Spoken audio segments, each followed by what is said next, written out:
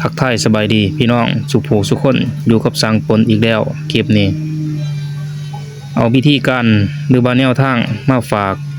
วิธีการเปลี่ยนใบเลื่อยก่อนอื่นเลยเฮาถอดสายไฟก่อนเด้อพี่น้องเพื่อบ่ให้มันอันตราย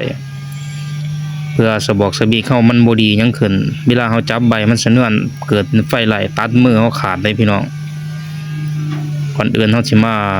ถอดสายไฟออกเดี๋ยวก็ใส่ซุมมือนำแน่พี่น้องเพื่อบ่ให้ใบเลื่อยมันบาดมือ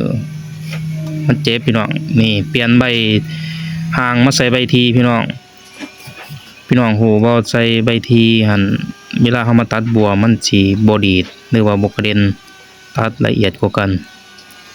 เพราะว่าเฮาสิมานำเอาใบห่างออกใบห่างเฮาเอาไว้เฉพาะตัดใบใหญ่ฝากเป็นแนวทางนำแน่เด้อพี่น้องคลิปนี้คันถูกใจก็อย่าลืมฝากเป็นกำลังใจให้แน่นี่ก็สิประมาณนี้เปลี่ยนแต่ว่าอย่าลืมถอดสายไฟ